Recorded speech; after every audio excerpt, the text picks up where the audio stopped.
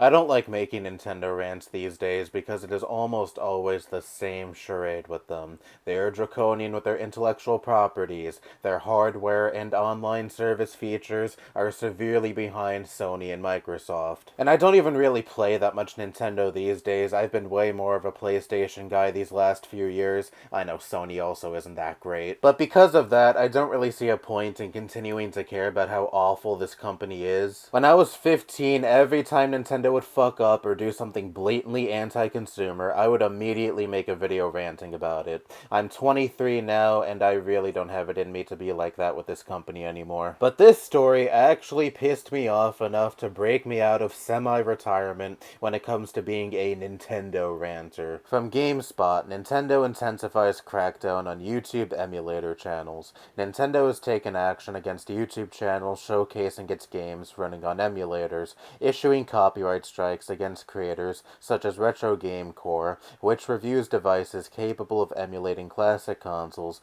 like the NES and Wii U. Is the Wii U really considered a classic console? Yeah, whatever, anyway. Russ, the host of Retro Game Core, shared on social media, "I hate making posts like this, but I received another copyright strike this morning. I'm going to have to change the way I make videos." He revealed that a recent video demonstrating a Wii U emulator was removed at Nintendo's request. I'll link his full statement on Twitter in the description. This is just yet another example of Nintendo being extremely draconian with their intellectual property, now to the point of threatening the livelihoods of content creators. I already know what Nintendo bootlickers are probably saying in response to this. I usually get at least one of you fucking idiots in the comments under these videos.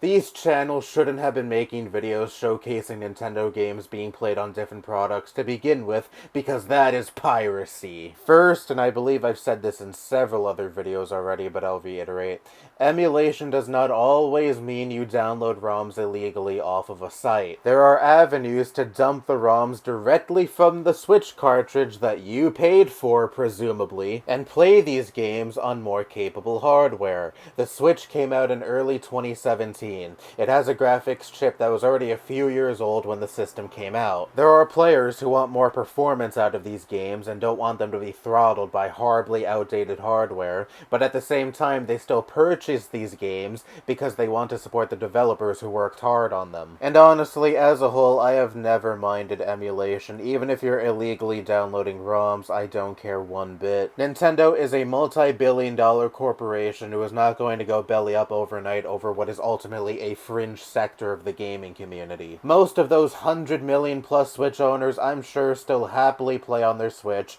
and either don't know or give a shit about emulation. You never see Sony and Microsoft or most other video game publishers go this hard against emulation. Sure, they would obviously be within their legal rights to go after emulators and those promoting emulators while using footage of their games. But I think what's most likely the case is these other publishers understand that the battle would be fruitless. It would be like a fucking game of whack-a-mole. You take down one site that hosts video game ROMs, another pops up. You take that one down, another pops up, and so on and so forth. And with Nintendo especially, this is a situation where they just keep walking into the rake and having the handle smash against their face. I remember around the time Nintendo announced that they would be shutting down the Wii U and 3DS eShops, they had a question on their FAQ page acknowledging the fact that many games will be inaccessible after the closure, and asked if Nintendo had any plans to preserve these games, and the answer was essentially, "We currently have no plans to, sorry." And yet Nintendo has the fucking audacity to be so shocked that people turn to emulation to play their games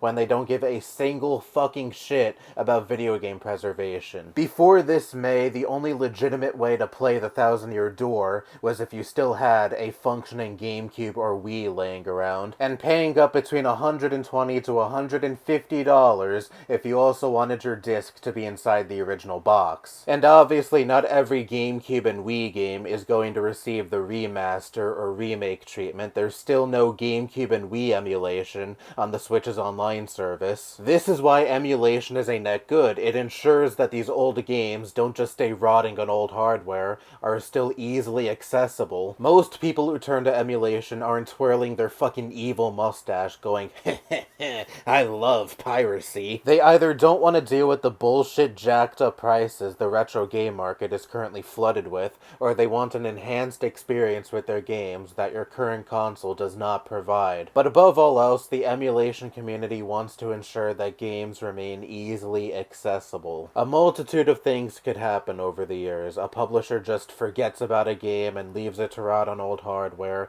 never re-releases it, and over the years, the game skyrockets to a ridiculously high price. And most people, understandably, don't want to fork up that much money for an ancient game. Or a publisher could go under, or a game was only available on an eShop and eventually that eShop closes down, like all of Nintendo's past eShops. The video game industry as a whole has a serious preservation issue, but Nintendo is especially egregious in this regard. They actively spit in the faces of fans who take it upon themselves to preserve their games, while putting almost no effort to preserve games themselves, aside from here's the same handful of NES, SNES, and N64 games you've played a million times by this point. That's why I don't care at all when people choose to pirate Nintendo games, because fuck this company. And that's going to be my default response every time Nintendo does something blatantly awful or anti-consumer. Just fuck this company. Again, unless Nintendo does something else that really pisses me off to the point where I want to make a video talking about it, like what I discussed in this video,